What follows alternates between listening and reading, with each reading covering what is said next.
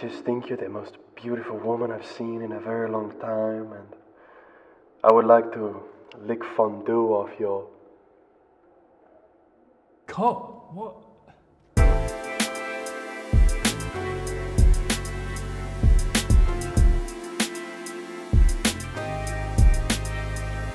I said, girl, does it bug you that I love you? Now that you're mine, I could get along a look. Gotta let me have a look. Gotta let me see you smile. After all that it took, baby, that'll make it so worth my while. I can't explain what you do to my mind. All my thoughts, they're up and unwind. I say it's about time. I just wanna know how you got so fine. Tension getting so high, I kinda like it on the upside. All these people say that love's blind, but for you I got my eyes wide. Girl, does it bug you that I love you? Now that you're mine, I could get along a look. Gotta let me have a look. Gotta let me see you smile. After all that it took, baby, that'll make it so worth my while. I met her on a Saturday, and I couldn't stay away. Long hair, brown eyes, and a smile so cute. I think that I'ma put her on a wedding cake. Yeah, when I'm with you, it's a better day. And girl, if you're around, then you better say, yeah, this is my heart, and I let her take. I love you the most, I couldn't love you in a better way. Girl, does it bug you that I love you? Now that you're mine, I could get along a look. Gotta let me have a look. Gotta let me see you smile. After all that it took, baby, that'll make it so worth my while.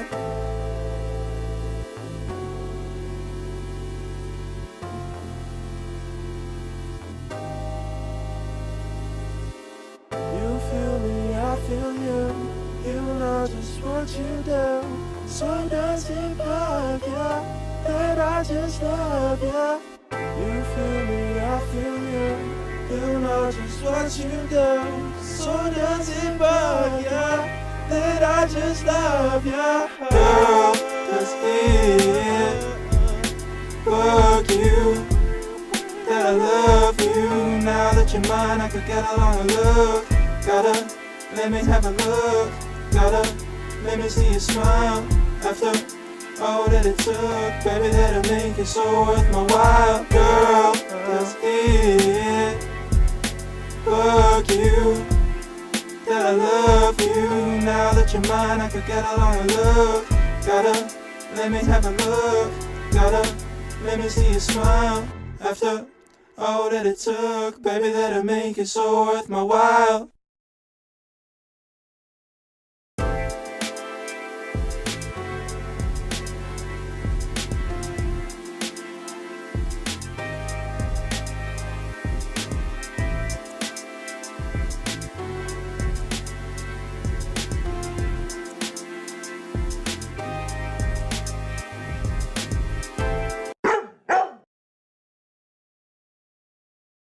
We set out to create a music video with multiple lighting setups. After hearing the song Bug You by Stonemason, the director of photography and artist began floating ideas on what the narrative of the music video could be. They decided on having the artist invade the set of a cheesy rom-com. We thought this would be a great way to stretch our abilities, having to recreate the set and the warm look of a rom-com. To challenge ourselves further, we thought it would be interesting to have a set change with the lighting behind the artist as the crew of the rom-com prepares for the next scene. As DOP, it was very important to me that I make sure the director and I align in relation to the visual inspirations behind our music video. We both liked the idea of making the fourth wall breaking of contemporary music videos a motivated narrative element. Films like Ferris Bueller's Day Off and Hail Caesar by the Coen brothers were very big inspirations tonally when thinking of how we would combine the film's setting with breaking the fourth wall. When deciding on the visual language, I wanted to really emphasise Mason as the star of the video through lighting and composition. To help me with this, I researched the art of Rembrandt as he used lighting to highlight who the central focus of the paintings were, as well as big contrasting shadows. When looking at other music videos by artists such as Dizzy Rascal and Malcolm Todd were big inspirations in terms of tone and style. In relation to our general approach to the music video, the ideas presented in Robert Bresson's Notes on a Cinematograph were the backbone in how I aimed to be an effective DOP and lead the camera department. The main idea he used in his filmmaking that I used as the main focus of my own research was that sometimes less is more with lighting, and the more you use on set, the ability to use them well diminishes. The settings we used for the Arri Alexa Mini LF was an f-stop of 2.8, 5600 Kelvin, Apple ProRes 444, the LUT was Rec 709 and we recorded in Vlog. We wanted to have a warm, contrast-heavy look. 5600 provided this, and shooting at a 2.8 meant the depth of field wasn't too shallow and allowed the shadows to pop. We wanted to have a central camera angle that had all 4 lighting setups and showed the switching of the different sets. We would then have a handheld shot for each lighting setup and a tripod shot looking back at the rom-com crew for the first lighting setup. The main pro for this decision comes from reducing time spent setting up.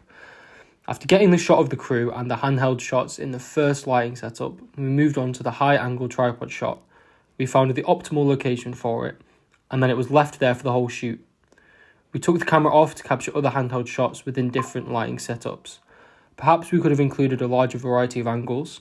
However, I believe we made the right decision as we had limited time to capture the music video as a whole. As first AC, I had to work closely with my director of photography and gaffer. I think, given the small size of the crew, we managed to achieve our vision and worked well together while doing it. We had constant communication and used the music video as an opportunity to collaborate creatively. I do believe there are things we need to improve. This is the overall knowledge of lighting and how to quickly get to the final destination. But this will come with time and experience. The intro wide 2-shot was composed and lit to emulate a cheap 1900s film. I believe we achieved this look through the 2-shot in the 4:3 aspect ratio. It emulates late 1940s movies such as Black Narcissus, with a modern spin on it. We wanted the style to be instantly recognisable, and with the crackly audio played over this clip, it is. The switch from this style to the high-angle tripod shot, which looks over the whole set, is sudden and serves as a hook to bring us back into modern cinematography. This high-angle wide shot can be seen used often in hip-hop music videos, such as Tame Impala's The Less I Know The Better. We wanted this part of the music video to have 3 lighting setups we could switch between in post, which meant it needed to be interesting and be able to hold the attention of the audience. The changing of the set during Stonemason's rapping to the camera, as well as the comical acting of the rom-com actor, provides this. With the TV lighting setup, we wanted a singular light source to light up the set. Using an Amaran in front of the TV provided this. We decided to have this setup predominantly be captured through handheld camera work. Normally as first AC, I would have been using the wireless focus puller, especially for handheld camera work. However, due to it being unavailable, me and Will took turns shooting the handheld shots on a shoulder rig and focus pulling at the same time. We came to this decision due to the weight of the camera on the shoulder rig. It was quite taxing, so it meant we were sharing the burden rather than Will just being exhausted. We wanted the 4th lighting setup to be less structured and more free-flowing for the artist. We wanted him to be behind the camera with the crew. To avoid making the space we were working in appear empty, we went for a tight lens which looked clean in the final product. This shot could have looked more professional if we had an easy rig, as we would have been able to track his face easier. This will be a consideration we will take with us for next time. If I were to take on this project again as a first AC, I would work closely with the DOP and gaffer in pre-production, so I knew not just the where, but the why in terms of the floor plans. If this were a paid job, the client would be happy. Maybe the lighting could have been more intense to provide more contrast between the set and the rest of the room. This might have made the narrative of the music video clearer. However, I am happy with the footage we captured, and the artist is as well. It was his first time shooting a professional music video such as this. Next time, I would make the extra effort to ensure the artist is aware of the what and why as well. I believe the project did work. We achieved our desired look in the time we had, with the small crew we had. I think this is due to us working well as a team and having in-depth knowledge of the equipment we were using. When Dylan, the director of the music video, asked for something to be amended, we were on top of it immediately, such as when the lighting for the intro scene wasn't quite working, me, Will and Harry worked together to create the exact effect he was after. This can be seen with the candle-like effect that lights up the main actor in the intro. This process has helped me learn and need to be more proactive with booking kit. As first AC, I really should have had a wireless focus puller, as this would have allowed us to do more exciting and intricate shots. We didn't, as our kit store didn't have any in stock. So for future reference, I will be quicker to get hold of the equipment I need. The process also helped me learn how to conduct myself professionally on set. Having previously been on a set in university with bigger crews, getting to work in a small crew, there was nowhere to hide, and this meant I was getting involved in everything. Overall, I've enjoyed this. For the first lighting setup, the director and I liked the idea of filming in a conventional rom-com studio set, which the artist would then interrupt, changing the whole visual style simultaneously. To create a warm, romantic atmosphere, I worked closely with the gaffer Harry on the floor plan for this setup. Originally, we planned on having 4 lights for the setup, but then I decided this was kind of overkill and made the image quite flat on set. Instead, we opted on using 1 motivated light and 1 fill light to create some interesting shadows on the actors' faces. We used an Amaran to exaggerate the glow of the candle and a Lupo 3000 with an orange gel as a fill. This stayed more true to the less is more approach I wanted to stick by as DOP. For the second setup, we created a living room set. Again, we wanted to make 1 motivated light the focus of the shot, so we recreated the flicker of a television with the Amaran and bounced another one off the wall to act as a soft blue fill on Mason's face. Similarly to the first setup, we planned on using more lights in pre-production than we actually used on set, as we preferred the contrast created from 1 key light. This was something the director and I realised once we had the original floor plan set up and noticed it was again too flat, and subsequently opting for a more minimalist look. For the third setup, the director and I wanted to pull more from our music video inspirations, creating a more stylised, unmotivated look. I wanted to experiment more on this setup than the first 2, with their more conventional studio lighting. This shot would prioritise Mason as the main focus, with the set changing in the background. Working with the production designer Emily, we wanted to challenge ourselves by making a static tripod shot visually dynamic. As well as the moving props behind the shot making it dynamic, I wanted the lighting to reflect the energy of the background action, while still keeping Mason the focal point of the composition. In order to achieve this, I kept the Amaran on the TV flicker mode, but then adding another Amaran beside the camera. We used multiple black flags to shape a blue light which separated Mason from the background. This was one of my favourite looks in the music video, and I think we achieved the exact look we wanted. For the fourth setup, we wanted to create another dynamic performance take of Mason performing the song directly to the camera, adding a bigger emphasis on breaking the fourth wall. The director added character action in the background, which Mason ignores even when they try interacting with him. This is a convention in music videos that I liked and wanted to include in this setup. This setup is meant to be motivated by the first romantic set, so we bounced the Lupo with the orange gel to act as if the first setup is lighting this one too. We used an Amaran to slightly highlight the actors in the background, as well as a blue light from another Amaran on the back wall to further motivate the light from the studio set. As DOP, I think all 4 setups create a visually interesting music video which have a consistent cinematic language.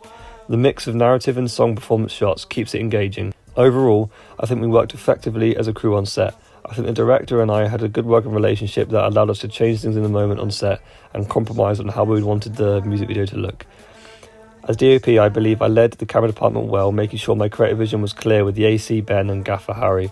However, improvements could have been made in pre-production. The floor plans ended up being different to what we ended up doing on set once we realised it didn't really totally align with the visual language of the video. If I was to do the project like this again, I will make sure to utilise test shoots to make the setup process smoother on set. In creating this lighting portfolio, I've learned how important preparation is in ensuring you deliver the desired end product effectively, as well as how sometimes a minimal lighting setup can be more visually interesting than something overly lit. The role of gaffer includes fulfilling the director of photography's vision through implementing lighting setups. Having control over the lights and dictating how we cut and shape them to achieve the desired tone of the music video is an important job. A gaffer and DOP's relationship is vital on set. When asked about the relationship between a gaffer and DOP in an interview for the American cinematographer, experienced DOP Peter Levy says working with a gaffer is a delightful dance, only that the two of you know you're doing. Sculpting and creating light with a great gaffer is one of the sweetest parts of the job. I work very closely with the DOP, Will, to make sure that our intentions for the lighting were correlated and that his ideas were stuck to. By the time I had joined the group, the DOP had already started on the floor plans, specifically where he thought the light should be placed. My job was to select the lights best suited to his vision. Will has already talked about how he wanted to create a lot of contrasting shadows with the lighting. From my own research and experience on other projects, one of the best ways to achieve high contrast is to have a key that emits hard light so you can cut and shape it effectively with flags. Brown seconds this in his book Cinematography, Theory and Practice, stating that effective lighting depends on the size of the radiating source relative to the subject. Where a hard light, small source creates shadows, the large source will reach in and fill them.